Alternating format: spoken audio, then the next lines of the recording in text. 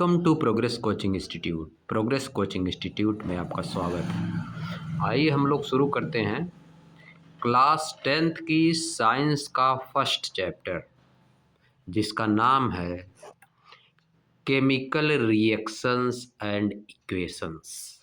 इसमें हम chemical reaction और इक्वेशन को बैलेंस करना सीखेंगे।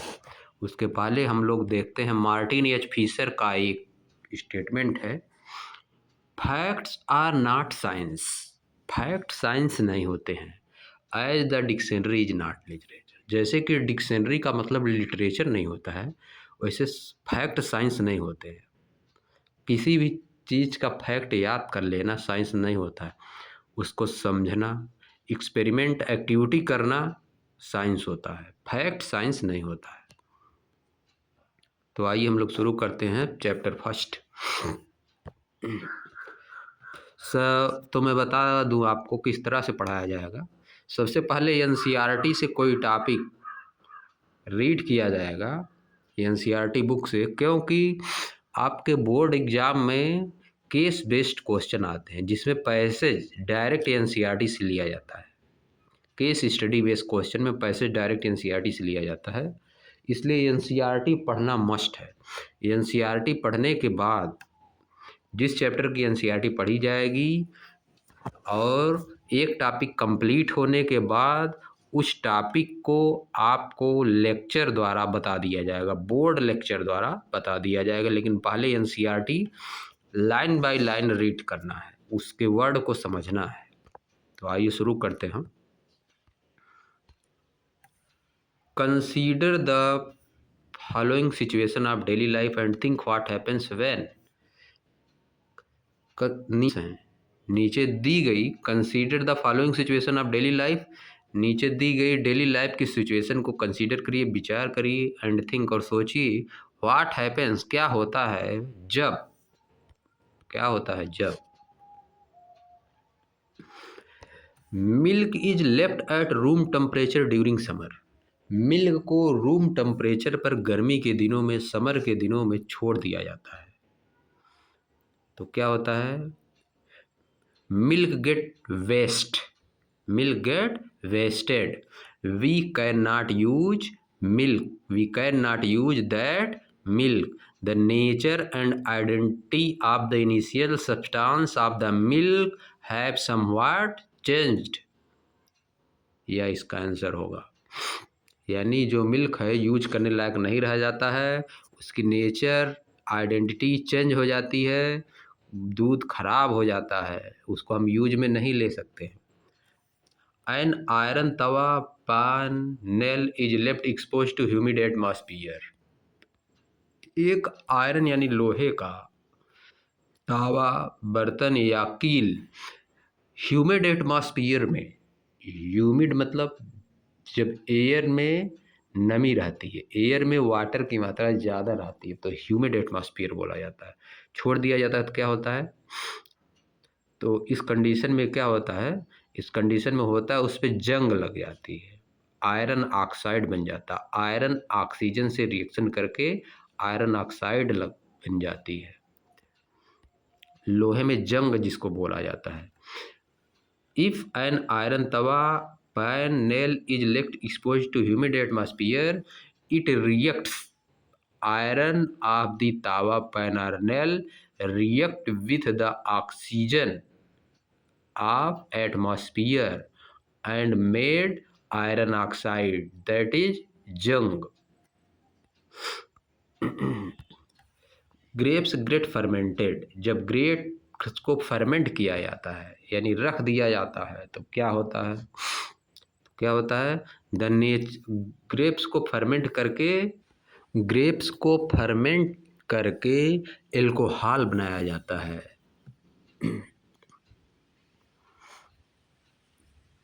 ग्रेप्स में क्या होता है? शुगर होता है, glucose and fructose. Grapes contain sugar, glucose and fructose.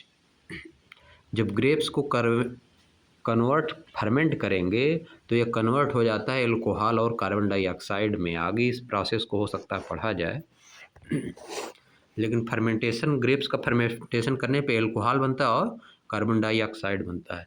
When grapes get fermented it converted into alcohol, ethanol and carbon dioxide CO2। जो टिनी माइक्रो ऑर्गेनिज्म होते हैं उनको ईस्ट बोलते हैं, जो naturally present on grapes skin होते हैं या ऐड किए जाते हैं। वो शुगर को start feeding on this sugar, वो शुगर को, जो ग्रेप्स का शुगर होता है उसको फीड करना चालू कर देते हैं। फूड इज कुक्ड, फूड जब कुक्ड किया जाता है तो क्या होता है, the nature and identity of the food have changed several. When food is cooked, several physical and chemical changes take places. Many physical and chemical changes take places that make it safer, tastier, and easier to digest.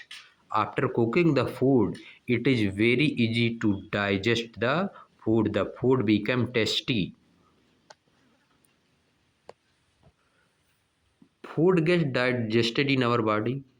तब क्या होता है, when food gets digested in our body, the important nutrient is absorbed from the food and waste material of the food is excreted by the body. Next, we respire. When we respire, what happens?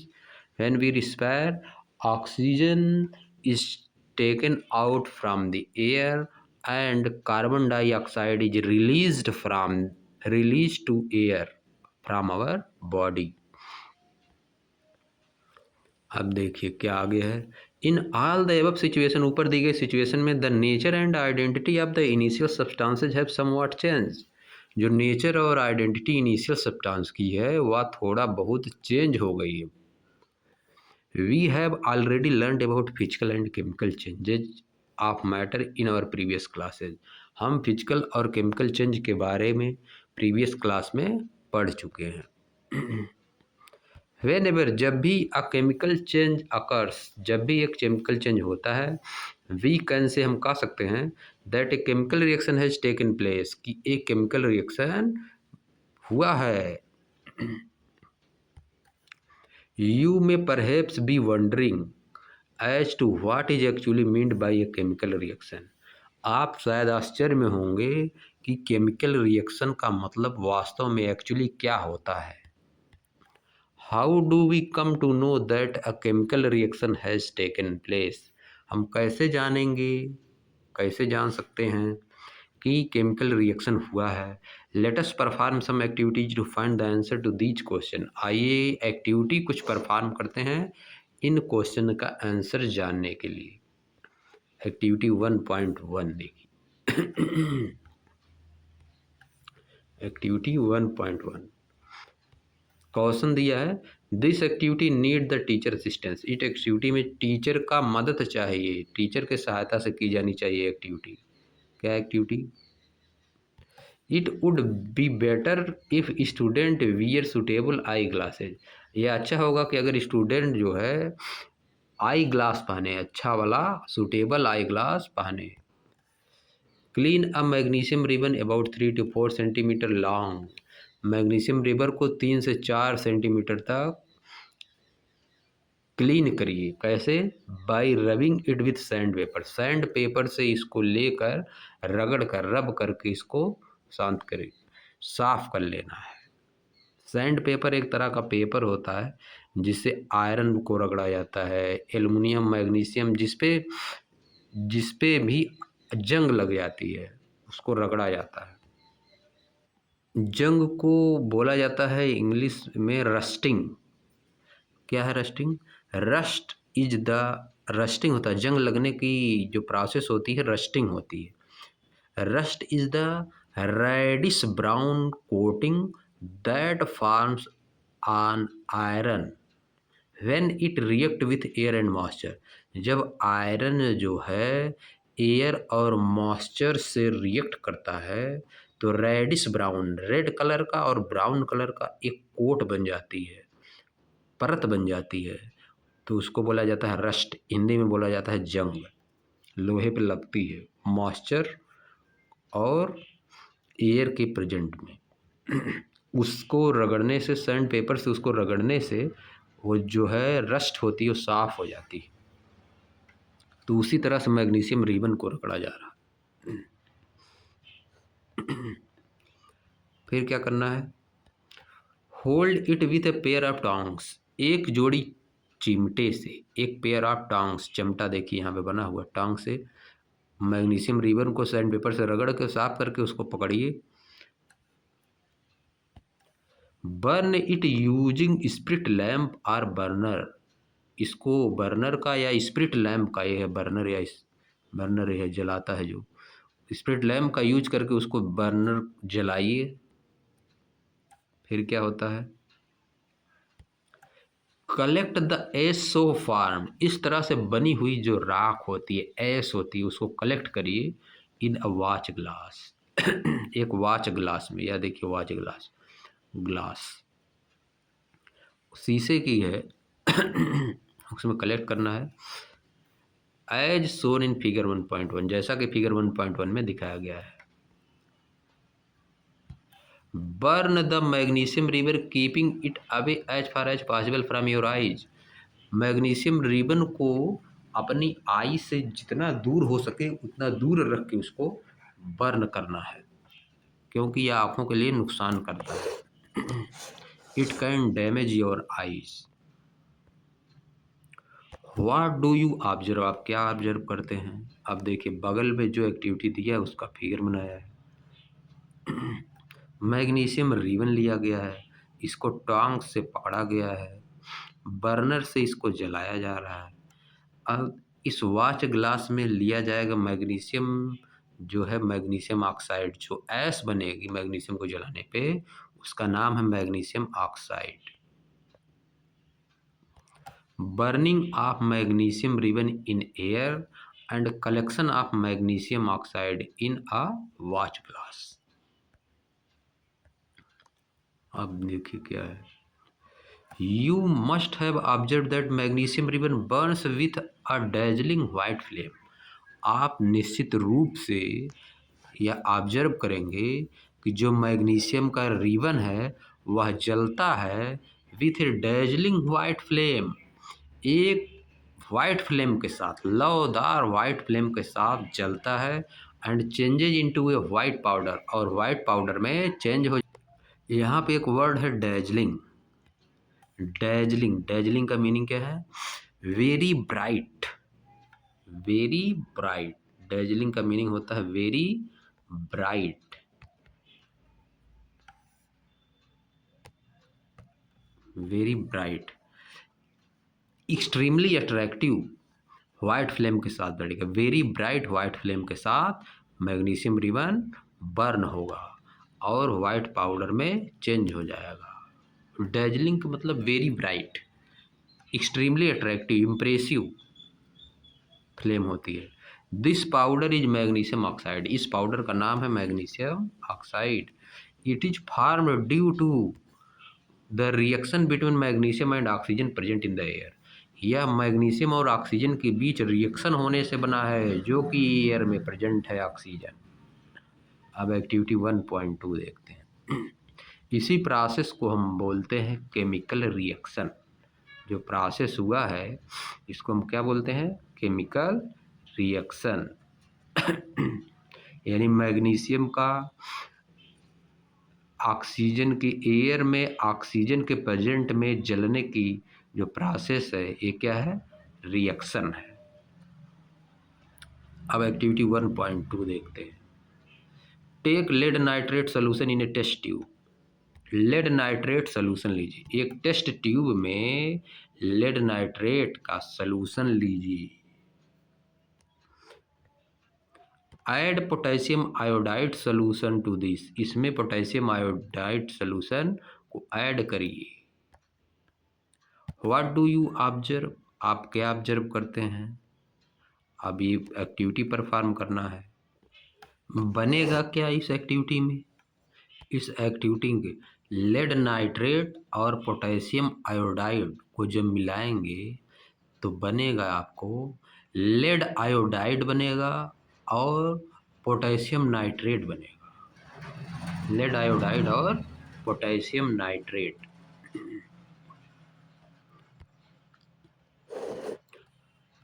Symbol form में इसको आगे हम लोग पढ़ेंगे, अभी याद कर लीजिए कि क्या बनेगा। लेड आयोडाइड और पोटेशियम नाइट्रेट बनेगा। इक्वेशन में आगे हम लोग देखेंगे। आपको लेड नाइट्रेट का सिंबॉलिक फार्मूला याद होना चाहिए। क्या होता है लेड नाइट्रेट? PbNO3। PbNO3 का होल ट्वाइस। अब कैसे आता है ये फार्मूला? क्लास 9th में आप लोग पढ़ चुके हैं, चैप्टर 4th में, क्लास 9th के चैप्टर 3rd और 4th में आप पढ़ चुके हैं। PbNO3 का होल ट्वाइस लेड नाइट्रेट का फार्मूला होता है। अब पोटेशियम आयोडाइड का क्या फार्मूला होता है? Ki होता है। इन दोनों को प्लस करके बनाया जाता है। इन दोनों का रिएक्शन होगा तो क्या बनेगा? बनेगा आपका PbI2 लेड आयोडाइड बनेगा प्लस KNO3 पोटेशियम नाइट्रेट बनेगा। इसको आप लोग पढ़ेंगे आगे। Take a few zinc granules in a conical flask. एक कोनिकल फ्लास्क में, कोन की तरह का जो फ्लास्क होता है उसमें जिंक का कुछ ग्रैनुअल।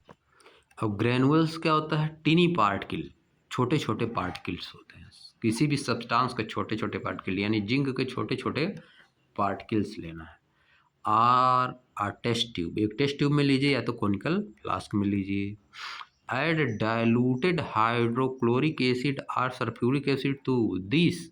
इसमें डाइल्यूटेड मतलब जिसमें कम मात्रा में एसिड की मात्रा कम हो, हाइड्रोक्लोरिक एसिड या सल्फ्यूरिक एसिड डालिए। फिगर 1.2 में जैसा कि दिखाया गया है, फिगर 1.2 में यहाँ पे देखिए, formation of hydrogen gas by the action of dilute sulphuric acid and zinc. Conical flask है, कोन की तरह का जो होता है, डाइल्यूटेड सल्फ्यूरिक एसिड है, जिंक का छोटा छोटा पार्टिकल है, तो क्या होता है? देखिए इसमें ग्लास ट्यूब लगा हुआ है, कॉर्क लगी हुई है, H2 गैस निकल रही है, तो क्या होगा आगे देखिए। क्वेश्चन क्या? Handle the acid with care. Acid को सावधानी के साथ पकड़िए, नहीं तो एसिड जो है जला देता, अगर हाथ या पैर पे गिर जाएगा तो जला देगा। Do you observe anything happening around the zinc granule. क्या आप कुछ देखते हैं कि जिंक ग्रेनुअल्स जो है उसके चारों तरफ कुछ हो रहा है? टच द कोनिकल फ्लास्क का टेस्ट ट्यूब। टच करिए कोनिकल फ्लास्क या टेस्ट ट्यूब को टच करिए। Is there any change in its temperature. क्या इसके टेम्परेचर में कुछ हुआ? क्या हुआ आगे देखिए। फ्रॉम द एबव 3 एक्टिविटीज, ऊपर की दी गई तीनों एक्टिविटी से we can say that any of the following observation help us to determine whether a chemical reaction has taken place. ऊपर से हम बता सकते हैं, ऊपर की 3 एक्टिविटियों से हम बता सकते हैं कि कोई भी केमिकल रिएक्शन तब होता है जब नीचे दिए गए, जो नीचे दी गई हैं ऑब्जर्वेशंस, उनमें से कोई एक जो है, whether a chemical reaction has taken place, कि क्या कोई केमिकल रिएक्शन हुआ है, उनमें से कुछ एक चेंज होता है। फ्रॉम द एबव 3 एक्टिविटीज, ऊपर के 3 activities we can say that, हम कह सकते हैं that any of the following observation help us to determine, नीचे दिए गए ऑब्जर्वेशन में से कोई भी हमको हेल्प करता है डिटरमाइन करने में, whether a chemical reaction has taken place, कि क्या केमिकल रिएक्शन हुआ है कि नहीं। क्या करता है? चेंज इन स्टेट, स्टेट में चेंज हो जाता है। Change in colour, colour change हो जाती है। इवोल्यूशन ऑफ गैस, गैस निकलती है, इवोल्यूशन मतलब गैस का निकलना। चेंज इन टेम्परेचर, टेम्परेचर में चेंज हो जाता है। ये सब चीज़ें हमको हेल्प करेंगे कि केमिकल रिएक्शन हुआ है या नहीं हुआ है। As we observe the changes around us, जैसे जैसे हम अपने चारों तरफ के चेंज को ऑब्जर्व करते हैं, वी कैन सी, हम देखते हैं that there is a large variety of chemical reaction taking place around us, हमारे चारों तरफ बहुत ज़्यादा मात्रा में केमिकल रिएक्शन हो रहे हैं। We will study about the various type of chemical reaction and their symbolic representation in this chapter. इस चैप्टर में हम केमिकल रिएक्शन और उनके सिम्बॉलिक रिप्रेजेंटेशन के बारे में पढ़ेंगे। अब तक हम समझे हैं कि किस तरह से होता है, हमारे चारों तरफ केमिकल रिएक्शंस हो रहे हैं, उनके बारे में पढ़े हैं। तो हम लोग नेक्स्ट लेक्चर में या नेक्स्ट वीडियो में केमिकल इक्वेशन के बारे में पढ़ेंगे। तो चैनल को आप लोग सब्सक्राइब करना मत भूलिएगा और वीडियो को लाइक ज़रूर कीजिएगा। इसके बाद धीरे-धीरे चैप्टर की टॉपिक एनसीईआरटी से क्लियर करने के बाद लेक्चर इसका दिया जाएगा। नोट्स आपको नोट्स भी बना सकते हैं उस लेक्चर से। समझाने के लिए एनसीईआरटी बहुत ज़रूरी है, क्योंकि केस स्टडी बेस्ड क्वेश्चन और नए क्वेश्चंस को करने के लिए एनसीईआरटी बुक पढ़ना ज़रूरी है। तो चैनल को शेयर और सब्सक्राइब करिएगा। Thank you.